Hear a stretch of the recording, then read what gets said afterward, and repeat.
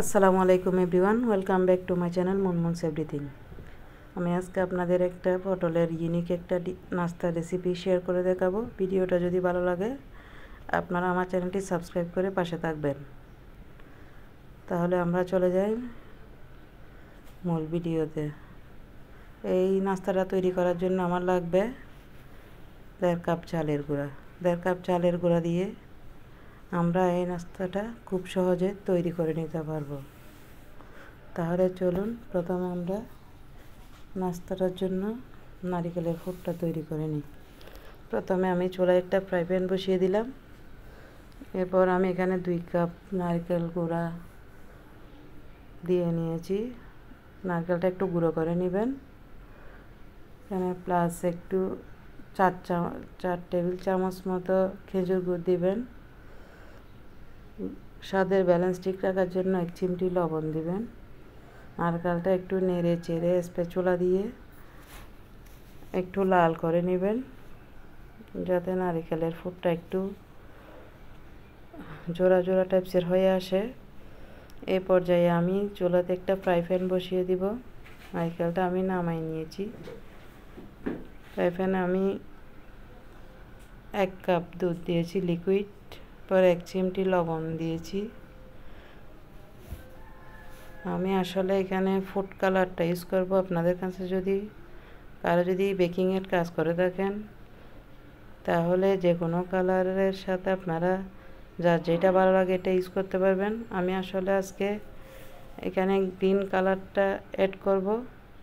এখানে আমার আরেকটা ইয়েলো কালারের একটা লাগবে, এই জন্য আমি একটু আগে আলাদা সাইডে 1/2 কাপ মতো লিকুইড দুধ আলাদা করে নিয়ে নিয়েছি।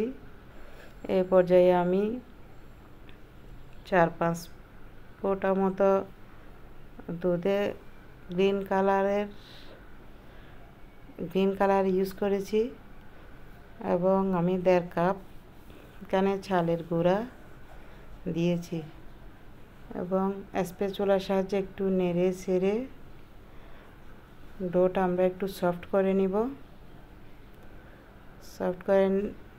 সফট হওয়ার সময় উপরে একটু তেল দিয়ে চুলাটা লো মিডিয়ামে রেখে চালের গুঁড়াটা 5 মিনিট ঢেকে রাখবো। 5 মিনিট পর আমি ফিরে এসেছি। আমি চালের গুঁড়ার ডোটা ফ্রাই প্যান থেকে নামিয়ে হাত দিয়ে ভালো করে মতে একটা নরম একটা সফট ডো তৈরি করে নিয়েছি। এই কাজটা একটু আপনারা হাত দিয়ে আস্তে আস্তে সময় নিয়ে করবেন। আমি সবগুলা মতে একটা করে সবগুলা শেপ যে কয়টা এভাবে সবগুলো একসাথে করে নিয়েছি। এ পর্যায়ে আমি হাত দিয়ে দোনো হাতটা লাগবে। আপনারা কিছু মনে করবেন না, এই হাতটা আসলে এক হাত দিয়ে করা যাবে না, তাই আমার দোনো হাত লাগবে। এভাবে আমি একটা লম্বা একটা শেপ দিয়ে নারকেলের পুরটা আমি ভিতরে দিয়ে এভাবে হাত দিয়ে আস্তে আস্তে একটু ধৈর্য সহকারে পটলের শেপটা আনার চেষ্টা করতেছি। আপনারাও এভাবে আস্তে আস্তে করে পটলের শেপটা নিয়ে আসবেন। আমি সাইডে আগে যেই তুলে রেখেছিলাম ওইখানের সাথে আমি আসলে সাদা কালারের সাথে আমি 1 ফোঁটা ইয়েলো কালার আসলে মিশাই নিয়েছি। দেন আমি চিকন করে এরকম লম্বাটে একটা শেপ দিয়ে পটলের উপরে ডিজাইনটা করে নিয়েছি।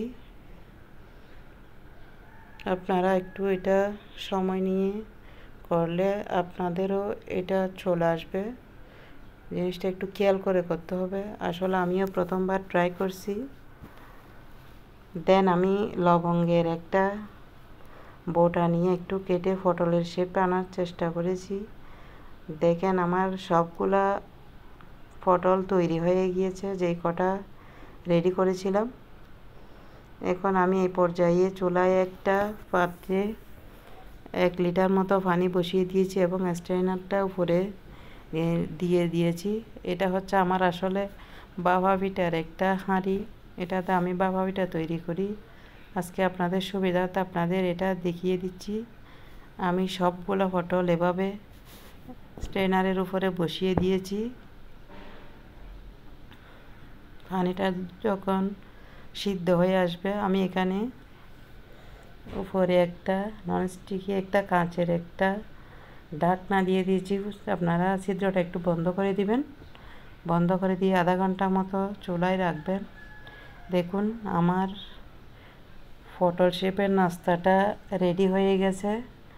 আমি এখান থেকে নিয়ে আপনাদেরকে একটু ভেঙে দেখাচ্ছি। দেখেন আমার নাস্তাটা কি ইউনিক আর দেখতে কত ইয়ামি এবং খেতেও ঠিক কতটা সুস্বাদু হয়েছে। আসলে আপনাদেরকে না খাওয়ালে আপনারা বুঝতে পারবেন না। আশা করব আমার ভিডিওটা দেখে আপনারা বাসায় একবার হলেও ট্রাই করে দেখবেন। আর ভিডিওটা যদি ভালো লাগে অবশ্যই চ্যানেলটি সাবস্ক্রাইব করে নেবেন এবং পাশে থাকা বেল আইকনটি বাজিয়ে দিবেন, যাতে আমি কোনো ভিডিও আপলোড দিলে সবার আগে আপনার কাছে পৌঁছে যায়। আল্লাহ হাফেজ।